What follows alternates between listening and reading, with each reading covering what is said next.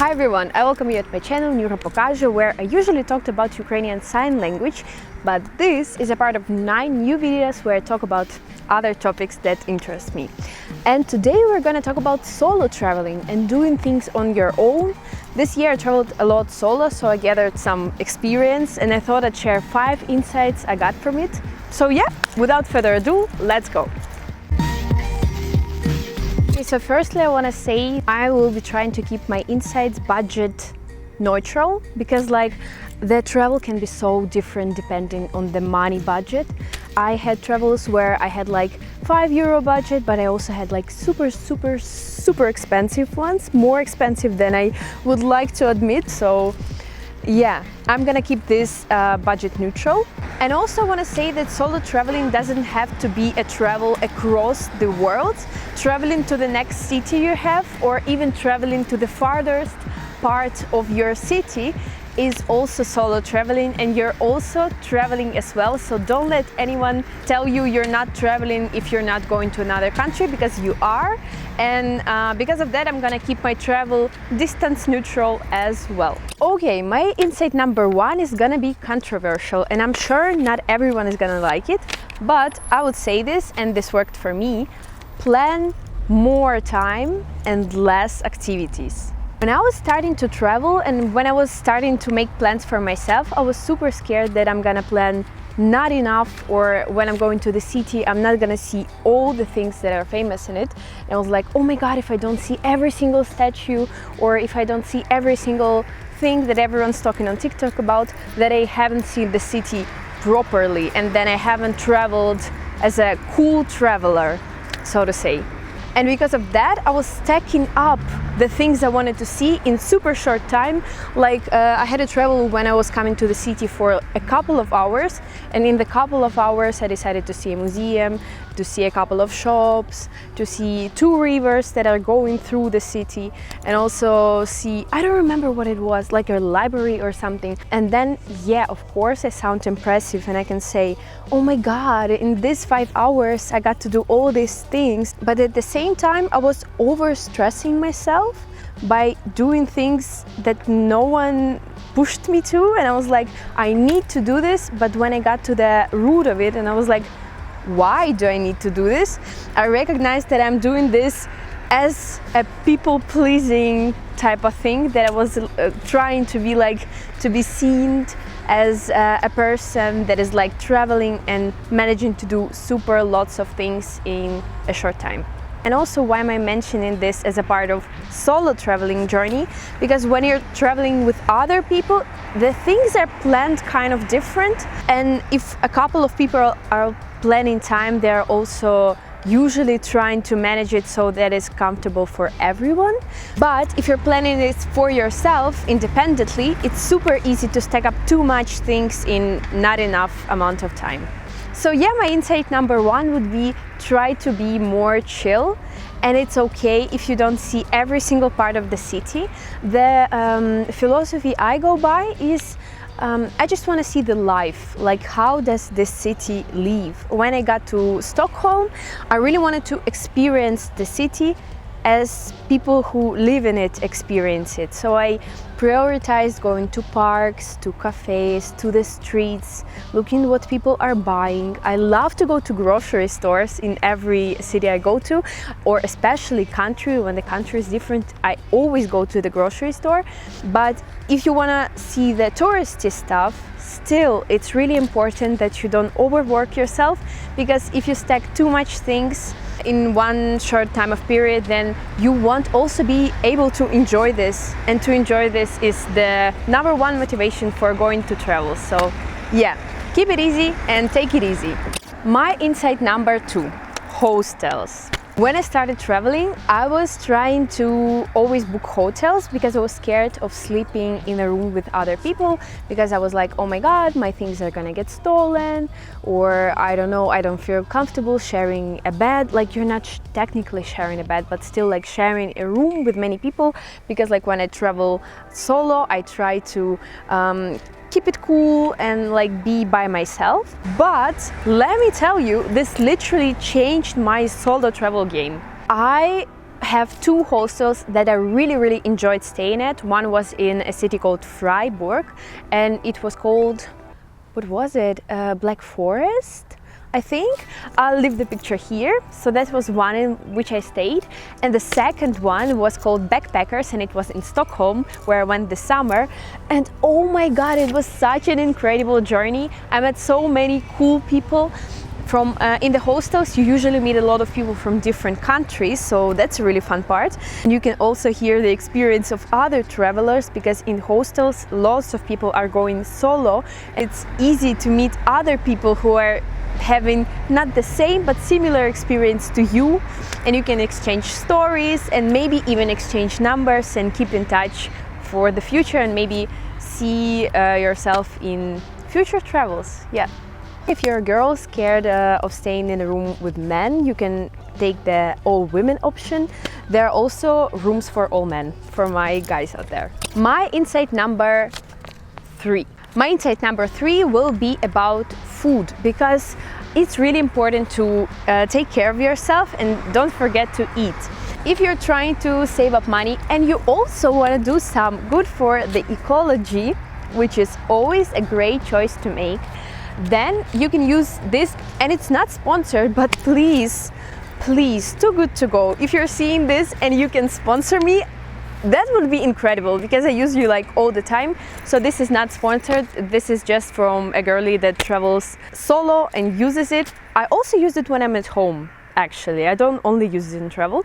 But yeah, this site is called Too Good To Go, and what it basically makes is when restaurants have leftover food at the end of the day, some markets and some shops are doing that as well, then you can come on by. It usually is in the evening, but some shops do it throughout the day as well. Or for example, some hotels do it as a breakfast option, like when there's leftover food after the breakfast, then you can come and pick up the food they give you. You cannot know what the food is, but you can pick it up, and you pick it up for half of the price or sometimes even lower. Also, that's a win-win situation, because lots of restaurants end up wasting the food they're not giving to people, because otherwise it goes bad. So it's actually a win-win situation, because you get healthy or just like tasty food, and the restaurant does not waste its food. So yeah, it's an incredible option. I would really recommend it to you. Reminder that it is not sponsored at all. So yeah, but Too Good To Go, if you want to sponsor me, reminder that I'm here and I'm waiting for you patiently. My insight number 4. My insight number 4 is called bravery over embarrassment. What I mean by that is solo traveling is scary. One part is like actually scary, because of course you can get stolen from, you're going by yourself.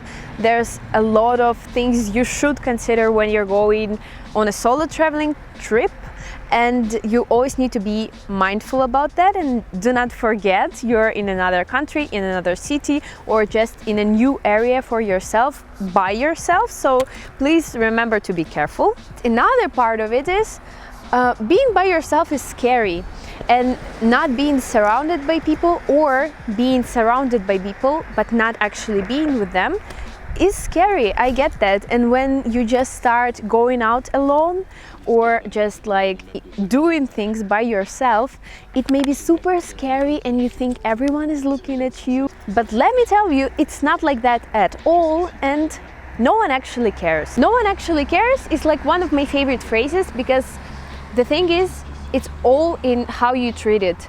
You can be upset that no one actually cares, but what I think is, no one really cares. This is so freeing, because you can do whatever you want, unless it's invading someone's private space or someone's boundaries, so please be mindful of that. But you can actually do whatever you want, and no one would really care that much. People really care about themselves a lot, so they end up thinking about themselves much more than they think about you. So you can do crazy and people wouldn't really even notice. Oh wait, I don't know if it's allowed to say on my channel. I don't swear. Mom and Dad, I don't swear. Once you realize no one really cares that much, you start to be so much more free and you start to have so much more fun. So yeah, if you're actually already taking the risk and going on a solo trip by yourself, oh my god, congratulations to you. This is gonna be such a journey. I'm super excited for you. But if you're already taking the risk, why not actually take it? Like, if you see something fun and you want to do it, but you're like, oh my god, I don't know how to do this by myself, I'm gonna seem so silly. Why not actually do it if no one really cares that much? I remember I was in a city where there was a museum, and museum had a silent disco. Silent disco is one of the coolest experiences I had in my life. It's like when there's a disco and a space where people dance, you put headphones on and you only hear the music in your headphones. And the people dance in silence, but they all have headphones on, so they actually dance to music, if this makes sense. When I went to this museum, no one was at the silent disco platform. It was just empty. I really wanted to dance. I was really in the mood for dancing, so I was like, why won't I actually dance alone out here in the museum platform which is dedicated for silent disco? And I put on the earphones, the headphones, and I was dancing and I was having fun. And would you believe me that no one stopped me and said, oh my god, why are you dancing by yourself? I would almost guarantee that people were walking by and they were like, oh, look at the person dancing, it's so fun, they seem to be having fun. Like, no one would think you're silly, and if they do, it's just their opinion and it has nothing to actually do with you. And now it's time to share one of my favorite solo travel stories. I went to Stockholm, as I mentioned so many times already, and I went to the ABBA museum. I love ABBA, so I really wanted to see it. And I actually went with one of the guys I met in a hostel, but he ended up ditching me through half of the museum. So if you're seeing this, don't remember your name. This was kind of weird, but yeah, whatever. There were the museum was incredibly cool. I would really advise you to go there if you're ever in Stockholm and you are wondering what to do. If you want to see a separate video about Stockholm and about traveling to Sweden, please let me know, because I have so many things to share. Yeah, but then there was like an interactive part of the museum where there was a stage and you can walk up, dress up as one of the ABBA players, and then sing the music, karaoke style. And people were standing and the platform, like the stage, was empty. Before that, there was one woman that sang. She did so incredible, but then she went and everyone was just staying. There were like 40 people and they were just waiting for someone to come up, but everyone was like, oh, I don't know if I should do it and everything. And then I was like, oh, why not I do it, because I really want to perform. And then I dressed up, and I will put the video of me singing right now after I tell you the story. And this ended up being one of my favorite experiences in Stockholm, and this is the part I really remember. I never regretted it for a second. I was a little bit scared when it started, but when it passed, I was so proud of myself and so happy that I forgot I was scared at the first place.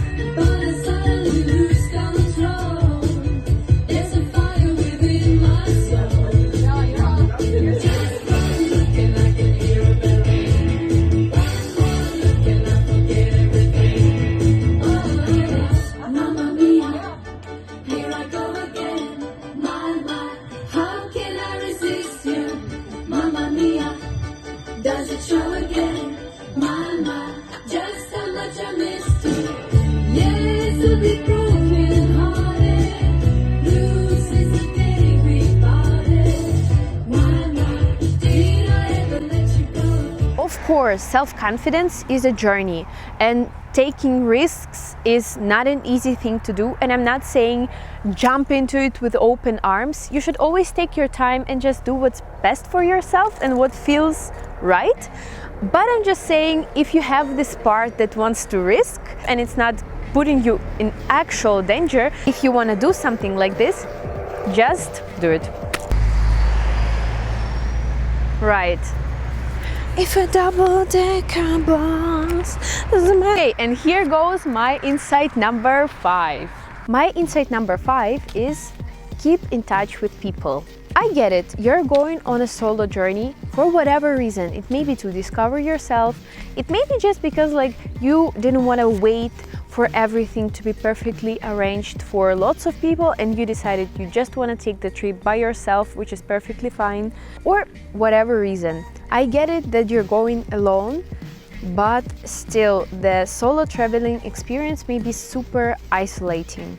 In social media, it's already known that people show the best parts of what is happening, and lots of things are happening behind the curtains. The same goes with solo traveling.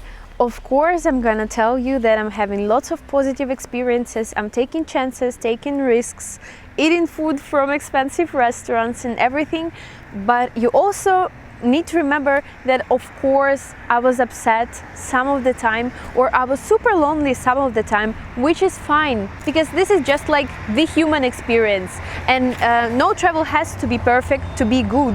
It can be good but still have bad or just sad moments. The solution I found to that, sometimes you just have to wait for it to pass, which sounds terrible and not like much of advice, but sometimes taking off the control and letting your feelings just settle down and not take over you is the most mindful and the most smart thing you can do to yourself. But also just talk to people.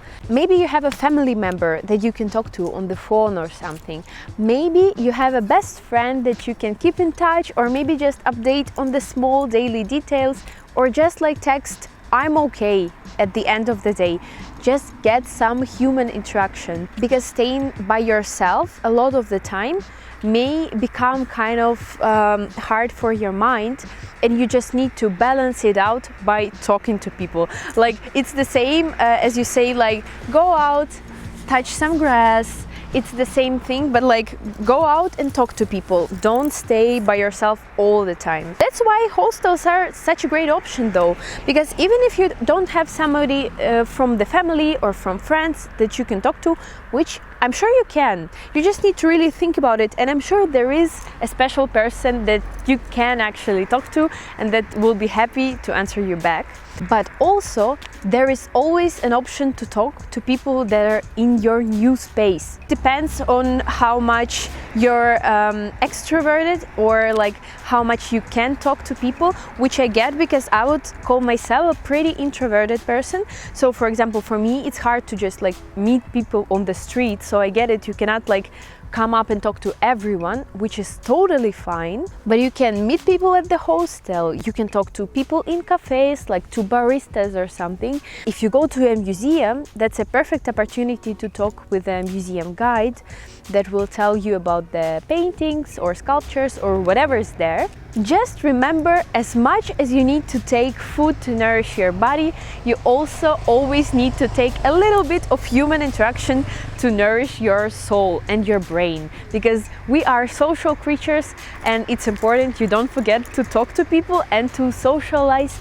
It doesn't have to be all the time, but just remember to do it every once in a while. So yeah, these were my 5 insights that I got from my solo traveling experience. I really hope you liked that, and I also really hope you can relate to some of that in any kind of way. If you have any comments on solo traveling, or you have been solo traveling lately or just sometime in your life, please write that in the comments down below. So I'm really excited to hear your story and also to discuss the experience with you. Overall, thank you so much for staying in until this moment in the video. So glory to Ukraine, glory to the heroes, all the best things to you. And don't forget to get risks, stay fun, stay cool, stay unique. I love you all, and I will see you in the next video. Bye bye!